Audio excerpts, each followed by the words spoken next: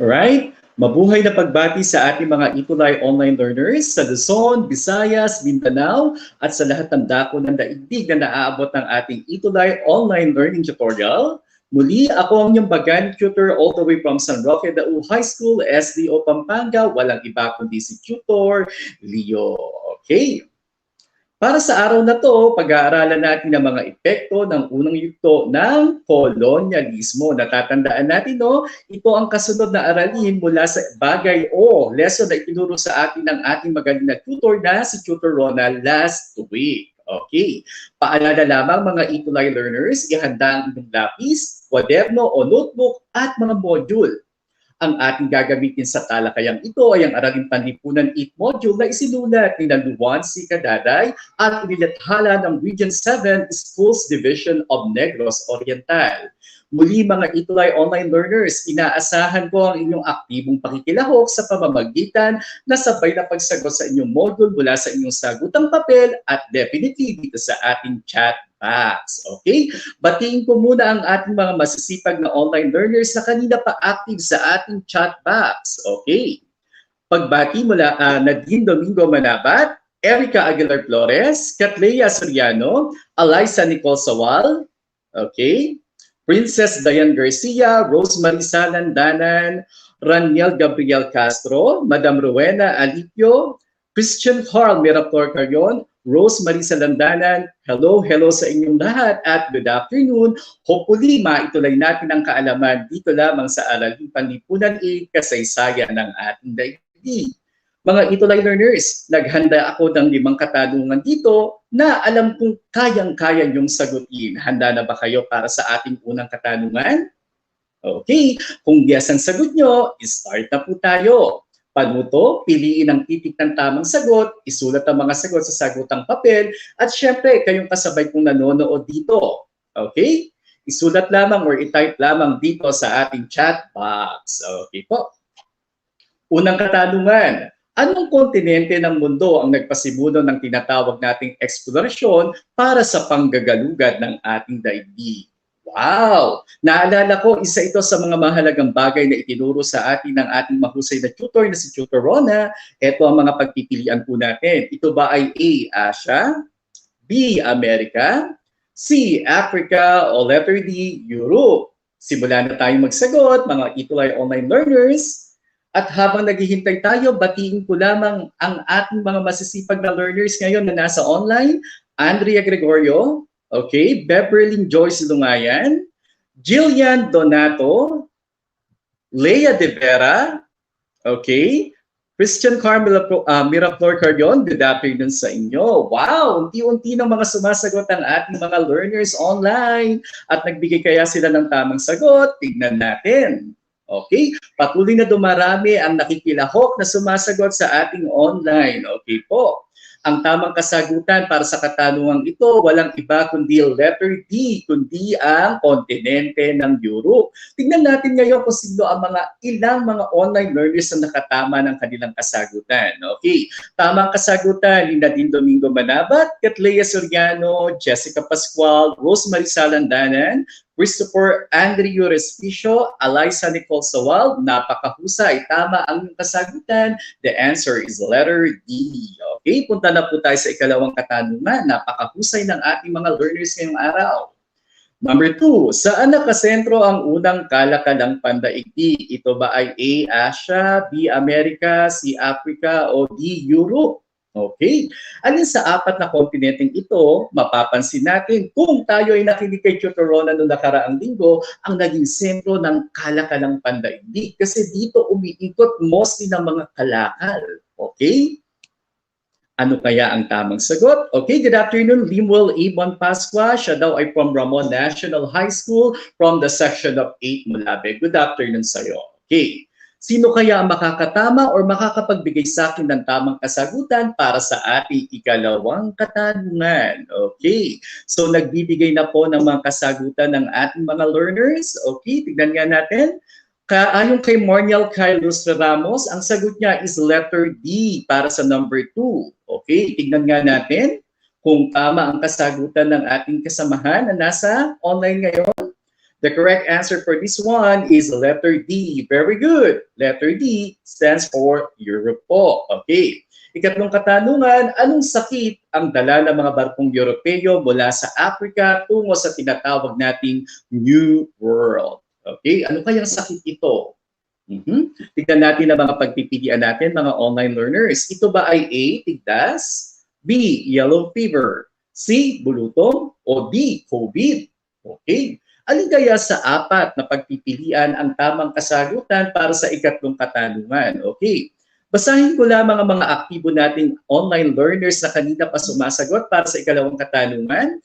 Jessica Pascual, Eliza Nicole Sawal, Catlea Soriano, Nadine Domingo Manabat, Princess Diana Beltran, Christian Carl, Miraptor Carrion, tamang yung kasagutan sa ikalawang katanungan, yun yung letter D. How about dito sa ikatlong katanungan? Ano ang tamang kasagutan? Okay, mabilis na nakapagpadala ng sagot si Marniel Carlustre Ramos. Tignan natin ang iba nating kasagutan, no Marniel, bago natin i-reveal kung ano sa apat na pagpipilian ang tamang sagot.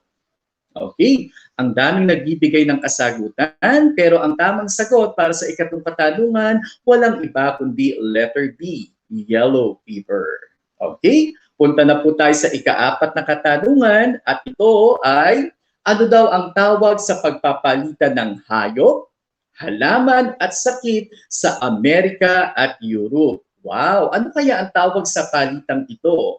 Okay, bago sa ating online, kapapasok lamang, Merily Kate Pascual from Ramon National High School. 8 yakal naman po ang kanyang section. Okay, ang tawag ba dito ay letter A, money exchange, B, barter, C, trade, o letter D, Colombian exchange. Wow, medyo mahirap tong ating ikaapat na katanungan, pero I'm sure may mga online learners na makakakuha ng tamang kasagutan dito sa ating katanungan number 4. Okay, kasama natin ngayong hapon na nakikinig mula sa Ramon National High School also, si Chloe Biernes at si Brilliance Agustin. Okay, nagbibigay na ng mga kasagutan ng ating mga online learners at may paiba-iba ng kasagutan. Pero dito sa ating kaapat na katanungan, tignan natin kung tama ang inyong ibinigay na kasagutan. Pero maraming salamat sa inyong aktibong pakikilahok dito sa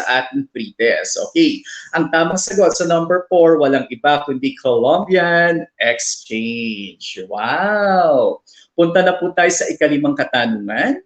Okay. Siya ay kilala bilang nanguna sa panggagalugat sa Amerika. Okay, so tao ang ating hinahanap ngayon.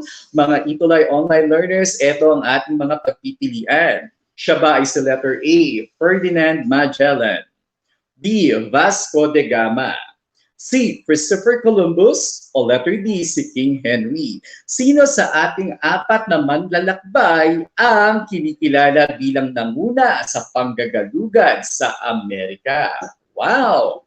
Mula sa kaninang mga katanungan, okay, nagbibigay ng mga tamang kasagutan ang mga ilang nating Itulay online learners na humahabol. Okay. Pero dito na tayo sa number 5, sino sa kanilang apat ang nanguna sa panggagalugan sa tinatawag nating Amerika? Okay? Sino-sino? Isip-isip mga Itulay online learners. Kasama natin ngayon na nanonood ay si Sigrid Mariligutan from, okay, San Mariano National High School Main, San Marino National High School, at binabati niya ang kanyang teacher na si Ma'am Gina Balbin. Ma'am Gina, good afternoon po sa inyo. Okay, nagbibigay na ng mga kasagutan ng ating mga Itulay learners. Okay, pagbati sa iyo, Aaron Ace P. Milo from San Ramon Ramon Magsaysay National High School po. At also to Rizami Kafirma. Wow, okay. Ang tamang kasagutan para sa ikalimang katanungan, tignan nga natin kung may nakatamang online learners sa atin. Ang tamang sagot, walang iba kundi letter C, Catlea Soriano, John Nella, Ashi Belingon, Rosemary Salantanan, Merily Kate Pascual, Catlea Soriano, Jillian Donato, congratulations, tama ang kasagutan nyo sa ikalimang kasagutan. Mga online learners, nakailang tamang sagot kayo? Okay? Kung hindi perfect, huwag kayong mag-alala dahil ito lamang ay pre-test at definitely kung makikinig kayo sa akin ngayon, makukuha nyo ng 5 out of 5 ang ating post-test maya-maya. Simulan na natin ang ating aralin. Okay, tandaan natin ang pinakamahalagang kasanayang pampagkatuto sa araw na to ay nasusuri ang dahilan, pangyayari at epekto ng unang yugto ng kolonyalismo. Narito ang mga layunin na inaasahan mong makakamit matapos nating mapag-aralan ng module na ito. Natutukoy at nailalahad ang mga mabuti at di mabuting epekto sa unang yugto ng kolonyalismo, nakapaglalarawan sa mga naging epekto ng mga mananakop sa mga naging kolonya nito at naibabahagi at napapahalagahan ang mabuting epekto ng kolonyalismo na may kaugnayan sa pamumuhay ng mga Pilipino sa kasalukuyan. Mga Itulay online learners, bago tayo mag-start, ito muna ang aking unang katanungan. Ang ating pag-aaralan ba ngayon ay may epekto sa kasalukuyan dito sa ating bansang Pilipinas? Kung may epekto, isang thumbs up muna dyan. Alright. Pagbati muna sa ating mga kasamahan na kasalukuyang nanonood ngayong araw.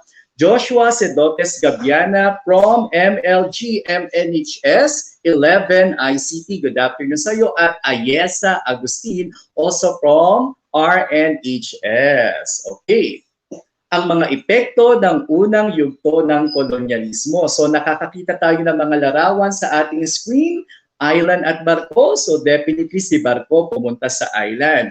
Ang inyong nakita mga larawan ay may kinalaman sa isa sa mga epekto ng unang yugto ng kolonyalismo. Okay, ang epektong ito, malawakang pagkakatuklas sa mga lupaing hindi pa nagagalugad at hindi pa natutuklasan. Okay, isa siguro sa mga epekto ng unang yugto ay ang mga tao sa Europa ay napuntahan at nakita ang mga ilang mga lupain na wala pa sa mapa ng mga sinaunang panahon. So isa yan sa mga epekto. Nakatuklas sila ng mga bagong lupain. Tandaan po natin, ang bansang Pilipinas ay isa rin sa mga natuklasang bansa ng mga bansa o mga Europeo ng mga sinaunang panahon. Okay? Susunod, wow, nakakita tayo si Kanduran at sa Silangan at sila ay nagsanib mga Itulay online learners. Okay, ano kaya ang ibig sabihin ng larawang aking ipinakita? Okay, isa sa mga epekto rin ng kolonyalismo ay nagsilbing dahilan ito sa ugnayan ng Kanluran at Silangan. Okay, dahil sa pagkakatuklas ng iba't ibang lupain, nagkaroon ng ugnayan ang Kanluran ng mga bansa sa mga bansa sa Silangan. Now, titignan natin ano ang nangyari after na nagkaroon sila ng ugnayan. Okay, tignan natin ang nasa larawan. Ano kaya yan, mga Itulay online learners? Okay. Yan. At yan pa. Ano ang kinalaman ng mga larawan na yan sa susunod na epekto ng kolonyalismo? Okay? May makakahula kaya? Habang kayo ay nag-iisip, batiin ko lamang ang ating mga bagong Itulay online learners na kapapasok lamang. Rainiel Gabriel Castro from Gutad National High School, also si Ivan UC Aquino, Paul Argel Bakay na nanonood din mula sa Gutad National High School, Zaizi Marquez ng San Mariano National High School, SBO Isabela, wow, napakalayo. Okay, si Angevina Sigismundo ng Ramon National High School. Sige, ano kaya ang ipinapakita sa larawan? Tignan nga natin, may makakahula kaya. Anong epekto ang ipinapakita ng ating larawan? Okay, mas may tumalo yata dun sa una na from SBO Isabela, mas malayo ito from General Santos City National Secondary School of Arts and Trade, SBO Jensen, Christian Carl Miraflor Carrion. Wow, ang layo, no? Okay, basahin ko ang ilang mga kasagutan ng ating mga masisipag at magagaling na Itulay online learners po. Okay, Catlea Soriano, ugnayan ng Kanluran at Silangan. Kerubin Gabriel Villamor, likas na yaman. Nadine Domingo Manabat, ugnayan ng Kanluran at Silangan. Okay. Kerubin, ang sabi niya, mga likas na yaman, mga natural resources. Okay, napakahusay. Okay, bumabati rin ang ating mahusay na itulay tutor also from Araling Panlipunan, si Madam Kay Ganuelas. Good afternoon po, Madam. Okay, tingnan natin kung ano ang pinapakita ng larawan at ano ang kaugnayan nito sa tinatawag nating epekto. Okay, nakilala ang iba't ibang produkto at dumami ang uri ng pagkain dahil sa kalakalan. Imagine niyo to mga itulay online learners, no? Yung mga dating pagkain na kinakain ng mga kanluranin, mas dumami, mas dumagdag. Saan galing ang dagdag? Doon sa mga bansa o mga lugar na natuklasan nila mula sa silangan at malayong silangan. So nagkakaroon na tayo ng tinatawag na iba't ibang panlasa, iba't ibang pagkain, iba't ibang lutuin at iba't ibang kagamitan dahil na rin sa pagsasanib ng kultura na merong ang kanluran at ang silangan. Wow! Napakahusay, no? Eliza Nicole Pisawal, Natural Wealth. Okay. Jasmine M. Batad, okay, pinapahilo niya si Valerie Pimentel Palamara. Okay, according kay Ma'am Higan Wellas, Perlas po. Okay. Jasmine Batad, Crystal Kate Bagno. Okay, Jasmine, maraming salamat sa pagpapromote ng Araling Panlipunan 8 Kasaysayan ng Daigdig. Hopefully, sila ay sumali dito sa ating talakayan. Okay, susunod po natin na larawan. Okay. Wow, nakakakita tayo ng larawan ng mundo. Pero may itinuturo may tinuturo o may arrow na tumuturo sa isang lugar o bahagi ng mundo. Ano kaya ang ibig sabihin nito? Makukuha kaya ng ating mahuhusay na itulay online learners kung anong lugar sa mapa o sa daigdig ang itinuturo ng kulay pulang arrow? Okay, so tignan natin ang ibig sabihin o kahulugan nitong larawang aking ipinapakita. Okay. Naging sentro ng kalakalang pandaigdig ang kontinente ng Europe. Sa simula dahil sa pagdami ng pera at paglawak ng kaalaman ng pagnenegosyo. So makikita natin unti-unti nagbo-boom, lumalaki, lumalawak ang ekonomiya ng kontinente ng Europa. Tatandaan natin, sila ang unang kontinente ng galugad sa iba't ibang bahagi ng mundo. Okay. Basahin ko ang ilang mga komento ng ating magagaling na online learners. Sabi dito ni Christian Adrio Respicio, Europe. Pareho ang kanilang kasagutan ni Nadine Domingo Manabat, Jasmine Batad, Sigrid Marie Legutan. Okay, tama kayo. Ang lugar na itinuturo ng Red Arrow, walang iba kundi ang kontinente ng Europe. Talagang napakahusay ninyo mga online learners. Susunod na larawan, nakakakita tayo ng mundo, pero ngayon hindi na araw nakikita natin, kundi araw. Okay? Isa yung metafora o metaphor dahil ang ibig sabihin ng larawan na yan, ano kaya? Sumigla ang paglaganap ng sibilisasyon ng kanluranin sa silangan. Ibig sabihin, lumalawak ang impluensya ng mga kaalaman, sibilisasyon o karunungan na meron ang kanluranin dahil unti-unti na i-share nila ito or napupunta ito sa iba't ibang bansa na matatagpuan naman sa silangang bahagi ng ating daigdig. So nakikita natin, no, nagkakaroon na ng tinatawag na paghahalo ng kanluran at ng silangan. Sa tingin nyo, ang paghahalong ito ba ay nakaganda o nakapangit sa daigdig? Sige, hintayin ko ang iyong kasagutan, pero habang hinihintay ko iyon, patuloy nating himayin at pag-aralan ng ating aralin ngayong araw. Okay, pagbati muna sa ating mga bagong kasama, Wayne Aldrich Galasinaw. Siya ay from Shakespeare from San Mariano National High School. Ang kanyang teacher ay walang iba kundi si Ma'am Gina Balbino. Wow, Ma'am Gina, good afternoon po. Maraming salamat po sa pag-promote ng ating itulay sa inyong mga estudyante. Bumabati rin si Cristel Jean Lagat Morales mula sa Diamantina National High School.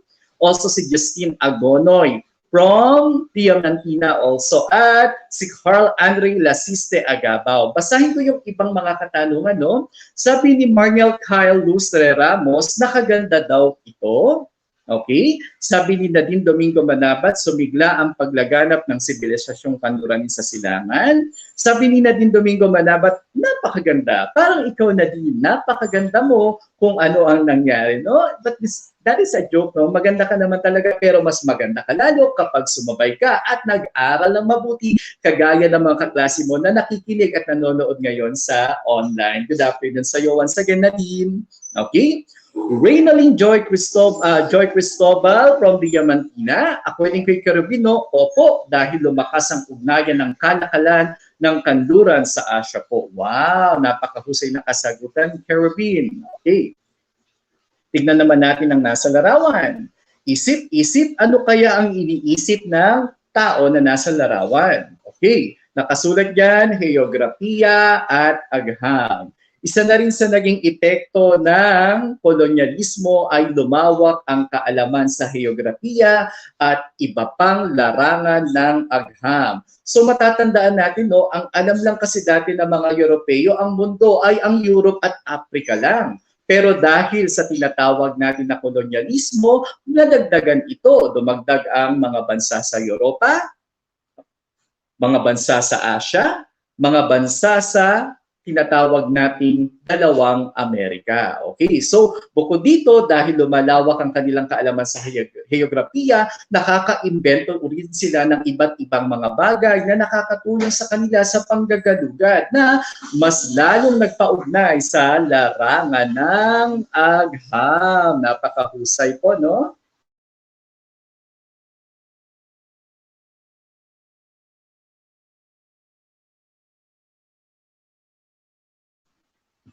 Okay, so balikan natin ang ating aralin. Okay, tignan natin ang nasa larawan, mga Itulay online learners, ha?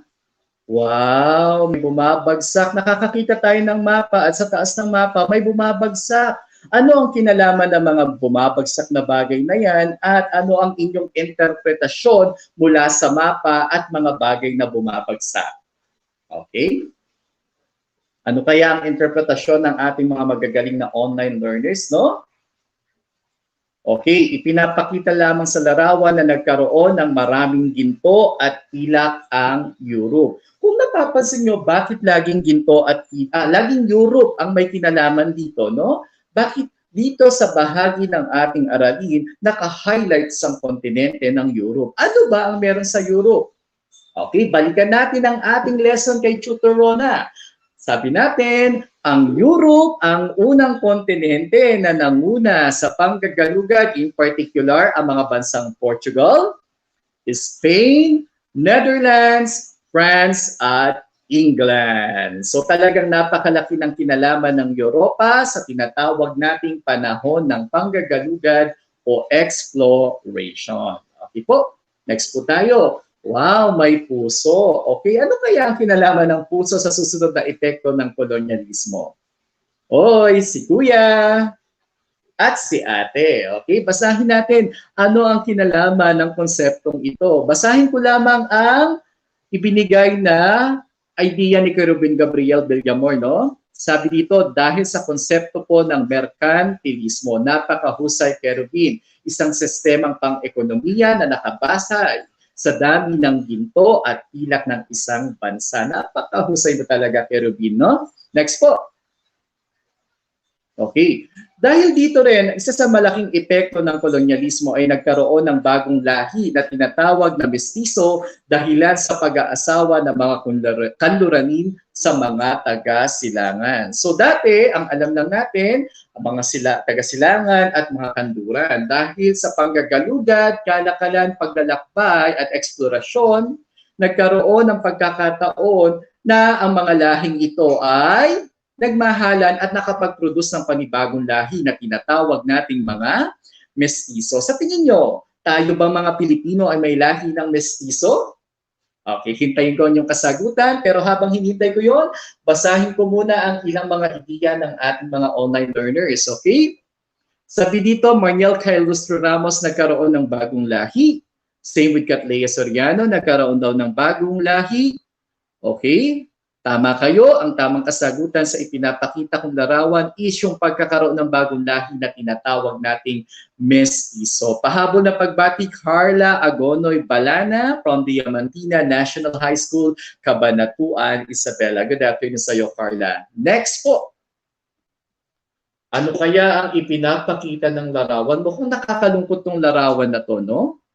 Sige nga, ano kaya ang ipinapakita o gustong ipaliwanag na larawan na ating ipinapakita na may kinalaman sa epekto ng kolonyalismo? Okay, basahin ko muna ang ibang mga kasagutan o ideya ng ating mga online learners bago ko i-reveal kung ano ang pinapakita ng ating larawan. Okay, sa katanungan kung tayo ba dito sa Pilipinas ay may lahi ng mestizo? Okay, karamihan ng sumagot, meron na po. Kagaya nila Christopher Andrew Respicio, Nadine Domingo Manabat, Catlea Soriano, at Christian Carl Mirapor Carion, sila ay sumasang-ayon na meron ng lahing mga mestizo sa ating bansa. Okay, according naman kay Kerubin Gabriel Villamor, opo, dahil sinakop tayo ng Espanya, kung kaya't nalahian po tayo ng mga mestizo po. Tama ka dyan, Kerubin. Okay. Now, ang larawang aking ipinapakita ay epekto. Naging dahilan ng pagkamatay ng malaking bilang ng populasyon ng daigdig sa dalang sakit ng tanluranin sa Amerika. So makikita natin, no, yung mga sakit na hindi pa kilala o wala pa sa Amerika, dahil sa pagdating ng mga Europeo o tanluranin ay nagkaroon na sa nasabing kontinente. Tandaan nyo, no? Hindi lamang mga bagay na magaganda ang naibahagi sa atin ng mga kanluranin. Isa na rin sa mga naibahagi nila ay yung mga sakit na meron lamang sa isang lugar, ngayon ay kumalat na sa ating daigdig. Mga kasagutan mula sa ating mga online learners mula sa larawang aking ipinakita, sabi ni Nadine Domingo Manabat, pagkamatay. Eliza Nicole Sawal, death. Catlea Soriano, pagkamatay. Okay, tama. Christian Carl Mirapor Carion, pagkamatay. Ngayon, alam niyo na ang dahilan kung bakit yun ang ginamit kong larawan para tukuyin ang epekto o isa sa mga epekto ng kolonyalismo. Okay? Humahabol sa pagsagot si Jasmine Batad, pagkamatay. Okay po? Now, tignan ang larawan. Ano ang inyong naiisip sa inyong nakikita mga online learners? Oh, dalawa na sila. Ano kaya ang gustong ipaliwanag na larawan na ating ipinapakita? Oh, naging tatlo na. Ano ang kinalaman ng larawan na yan sa susunod na epekto ng kolonyalismo? Okay, ang huhusay ninyo, no, sa larawan pa lang nakikita nyo na o natutukoy nyo na kung ano ang mga epekto ng kolonyalismo. Subukan nga natin sa larawang aking ipinapakita. Ano kaya ito? Okay, according kay Kerubin Gabriel Villamor, pasanin o mabigat po. Oo nga naman, no, mga online learners, tama si Kerubin. Mukhang mabigat ang pasanin na ipinapakita na larawan. Ganon din ang sagot ni Jasmine Batad, pasanin o mabigat. Okay. Ganon din kay Christian Carl Mirapor, pasanin o mabigat. Tutor Leo, ano nga ba talaga ang gusto mong ipaliwanag sa larawang ito? Tingnan natin mga online learners. Ang larawang ito ay nagpapakita ng epekto ng kolonyalismo kung saan tumaas ang kalakalan ng mga alipin na galing sa Afrika. Okay? Isa siguro sa mga dahilan kung bakit nakakakita tayo na maraming Afrikano sa iba't ibang bahagi ng mundo ay yung tinatawag na, ano yon? Pagkalat ng mga alipin, no? Tatandaan natin, kailangan ng malaking manpower ng Amerika at ng iba pang mga bansa para mapalago ang kanilang ekonomiya at para maparami ang mga tao na tumutulong sa tinatawag na manpower, no? Kumuha sila ng mga alipin mula sa kontinente ng Afrika. Okay? Nakakalungkot man, yes. Pero meron ding maganda itong kahihinatnan sa mga susunod nating aralin. Okay? Tingnan natin ang mga kasagutan, konsepto o ideya ng ating mga online learners sa larawang aking pinakita. Okay, mukhang iisa lamang ang kanilang kasagutan. Sabi rito, alipin or pagiging alipin. Okay?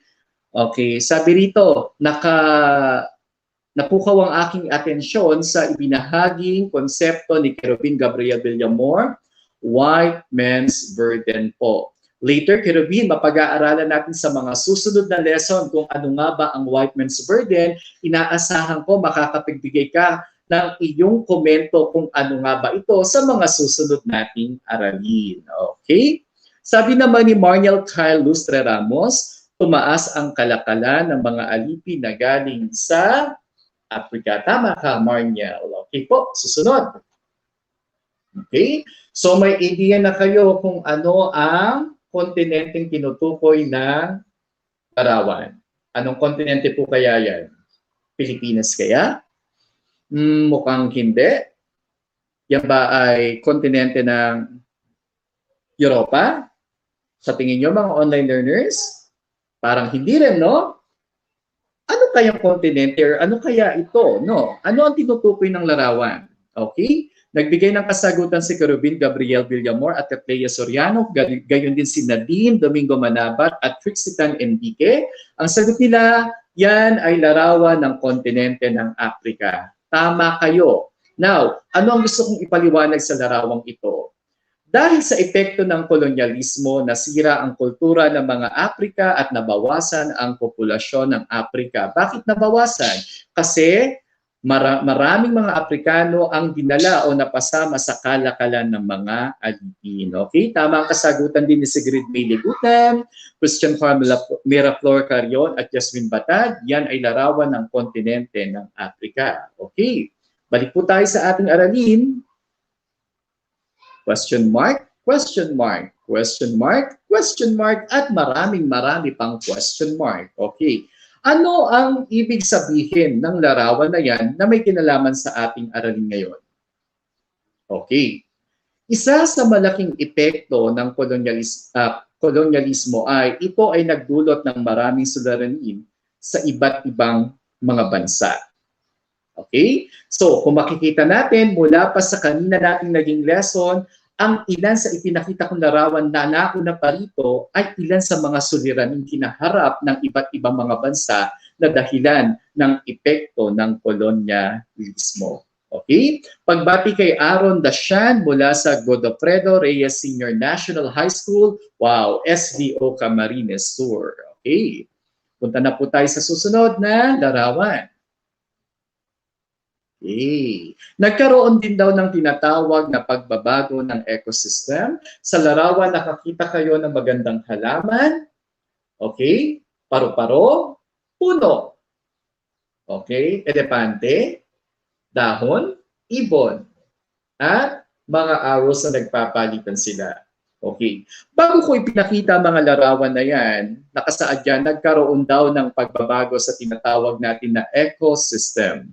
Ano kaya ang ibig sabihin nito? Bakit nagbago ang ecosystem? Okay?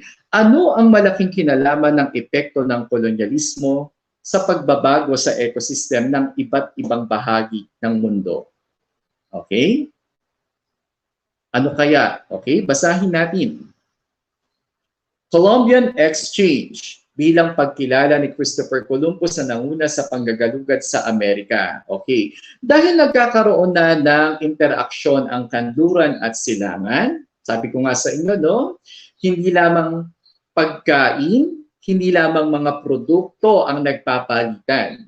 Okay? Nagkaroon din ng pagpapalitan sa mga flora at fauna ng mga bansa sa kanluran at silangan. Yung mga halaman at hayop na wala pa noon sa lugar na ito, nagkaroon na. Bakit? Kasi mula sa Europa, dinadala nila ang iba't ibang mga bagay, gaya ng halaman at hayop sa lugar na ito. Kaya, mapapansin nyo, nagkalat na ang iba't ibang mga hayop at halaman ng iba't ibang mga bansa sa buong mundo. Okay. Pagbati sa akin, sabi niya, good afternoon, Tutor Leo. Francine De Leon Panalangin, good afternoon sa iyo, anak. Okay. Napakaganda ng ating discussion at talagang napakasipag ng ating mga online learners na active na sumasagot sa ating chat box. Okay. Kung kayo ay active, naghanda muli ako ng 5 katanungan. Hopefully, makuha nyo ang tamang kasagutan. Okay? Ano ang nawawalang salita sa patlang? Babasahin ko ito ng 2 ulit at bibigyan ko kayo ng clue para hindi kayo mahirapan. Unang katanungan. Ang mga patlang ang nagbigay daan sa malawakang pagtuklas ng mga lupain sa silangan. Ulitin ko. Ang mga patlang ang nagbigay daan sa malawakang pagtuklas ng mga lupain sa silangan. Okay, ang unang letra ng tamang kasagutan ay nagsisimula sa letter K.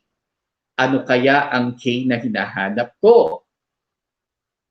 Okay, isip-isip po tayo. Okay, ang sabi ni Kerubin Gabriel Villamor, ang K daw na hinahanap ko, krusada. How about the others? Ganun din si Jasmine M. Batad, krusada. Okay? Same with Catlea Soriano, krusada.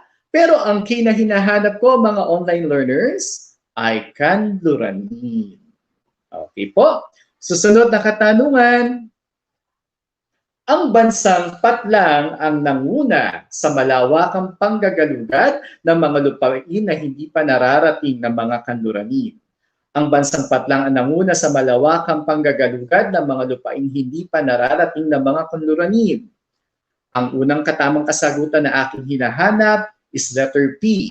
Okay? Anong bansa sa Europa ang unang nanguna sa panggagalugad? Sino ang nakinig mabuti kay Chotorona sa ating nakalipas na aralin? Okay? According kay Kerubin, Portugal. Okay? Catlea Soriano, Portugal. Ganon din kay Marniel Kyle Lustre Ramos, Portugal. At kay Catlea, Portugal ulit. Okay? Ang tamang sagot is Portugal. Mahusay mga online learners. Now, let's proceed to the third question po. Noong una, ang Patlang ang nangunguna sa kalakalang pandaigdig. Okay, ulitin ko. Noong una, ang Patlang ang nangunguna sa kalakalang pandaigdig. Ang hinahanap kong tamang kasagutan ay nagsisimula sa letter E. Okay. Ano kayang E ang hinahanap ko, mga online learners? Okay? Sino kaya ang makakakuha ng tamang kasagutan sa letter E? According kay Christopher, Europe daw ang aking hinahanap na letter E. Nadine Domingo Manabat, Europa. Marniel Carlos Ramos, Europa. Nadine Domingo Manabat, Europa. Ang letter E na hinahanap ko, mga online learners, walang iba kundi Europe o Europa. Muli, napakahusay ninyong tagapakinig. Okay, pupunta na po tayo sa ika-4 na katanungan. Nagkaroon ng patlang o pagpapalitan ng mga halaman, hayop at sakit. Ulitin ko, nagkaroon ng patlang o pagpapalitan ng mga halaman, hayop at sakit. Ang aking tamang kasagutan na hinahanap ay nagsisimula sa letter C. Anong letter C, mga online learners, ang tamang kasagutan? Okay? May makakakuha kaya ng tamang kasagutan para sa number 4. Letter C ang unang letra ng aking hinahanap. According kay Catlea Soriano, Colombian Exchange. Same answer kay Kerubin Gabriel Villamor, Nadine Domingo Manabat, Christian Carmela Miraflor Carion. Okay? Colombian Exchange. Tignan nga natin kung tama ang inyong kasagutan. Alright, napakahusay. Colombian Exchange. Okay. Ikalima at huling katanungan, patlang ang tawag sa lahi o anak kung nakapag-asawa ang isang kanluranin sa taga-silangan. Ulitin ko.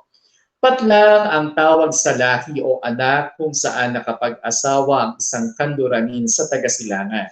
Ano ang tamang kasagutan sa ikalimang katanungan? Okay? Kerubin Gabriel Villamor, mestizo ang kanyang kasagutan. Nadine Domingo Manabat, mestizo. Letter M po ito, no? Pero hindi tayo sigurado kung tama ang sagot ng ating mga kasamahan na nanonood ngayon. Okay. Nagbigay na rin ng ibang kasagutan ng ating mga kasamahan na nanonood sa online. Okay. Karamihan sa kanilang kasagutan is mestizo. Tignan nga natin kung tama ang inyong kasagutan. Alright, tama yung kasagutan mga online learners. Napakahusay, napakagaling.